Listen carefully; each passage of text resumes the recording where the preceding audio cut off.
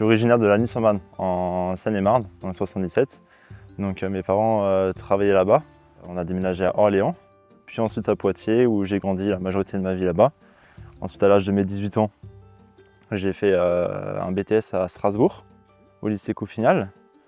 Et ensuite j'ai commencé dans la vie professionnelle dans une entreprise d'électricité à Mulhouse. Dans mon école, on m'avait suggéré en fait, de faire un métier professionnel, parce que j'avais quand même certaines lacunes en matière générale, on va dire. Et en fait, c'est là que j'ai trouvé ma voie, parce que j'ai pas mal d'amis d'enfance qui sont partis dans l'électricité, je les ai suivis. Et en fait, j'ai vu qu'à terme, sans élec, on ne fait plus rien. J'ai fait une seconde pro, une première pro, une terminale pro, avec des cursus de stage. Donc pas en alternance, juste avec des cursus de stage. Et lors de la première, j'ai mon professeur d'électricité qui est venu me voir en me disant écoute Mathieu, il y a le concours du MAF qui est ouvert, est-ce que ça te dirait? Donc au début j'étais un peu sceptique et en fait au fil du temps, je trouvais que ça pouvait être un challenge énorme et je m'y suis mis.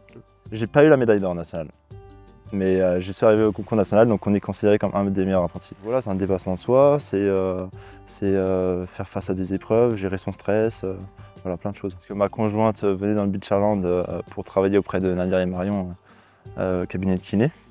Donc on s'est installé ici, à côté de ses parents.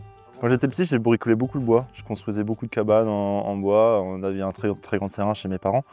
Donc je construisais des petites cabanes. Enfin voilà, mon père m'avait offert une petite caisse à outils pour mon anniversaire. Et je me souviens que j'avais construit ma cabane grâce à cette caisse à outils. Toujours manuel, toujours à construire des choses, à essayer de bricoler quelque chose. Maintenant, ça me va très bien. J'ai des chantiers jusqu'à la fin de l'année. Donc c'est plutôt positif. On va dire le chiffre est en croissance. L'année dernière, j'ai fait le carton plein en auto-entrepreneur, donc c'était 90 000.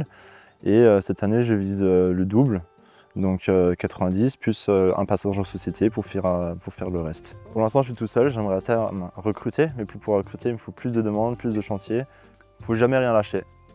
Parce que on va dire l'électricien, il est plus connu sous j'ai mon chauffe-eau qui ne marche pas, j'appelle un électricien ou voilà, quelqu'un de certifié pour pouvoir le dépanner. Là, il ne faut jamais baisser les bras parce que c'est des pannes et les pannes, il faut trouver le résultat, il faut trouver une solution concrète. J'ai déjà vu une souris qui avait mangé le câble dans une gaine, donc pour ça, il faut aller chercher, donc il faut qu'on ait des appareils de mesure spécifiques. Enfin, voilà, en fait, il peut y avoir plein de pannes possibles et il faut être clair dans notre tête, déduire les pannes une par une et jamais lâcher, on trouvera toujours. Ma compagne en première, c'est la première à me soutenir, à m'aiguiller. Si j'ai besoin de quelque chose, par exemple je suis sur un chantier et qu'il me faut du matériel, c'est la première à me le ramener sur le chantier si elle peut. Tout le monde en fait, tout le monde est là, enfin les personnes proches. Je suis quelqu'un de maniaque. Moi, il faut que les chantiers soient propres. Quand on finit un chantier, on range tout, on balaye. J'avais un stagiaire la dernière fois à qui je disais il faut que le client ne sache pas qu'on soit passé. J'ai un client qui m'a demandé, et ça c'était particulier, qui m'avait demandé d'ouvrir ma camionnette. Donc sur le coup j'étais surpris et c'est là que j'ai vu en fait il voulait voir l'état de ma camionnette pour savoir si on se mettait d'accord ensemble, son chantier allait être propre. Et il a fait, c'est pas tous les jours qu'on voit des camionnettes comme ça. Donc moi mon côté maniaque il parle aussi en tant que professionnel.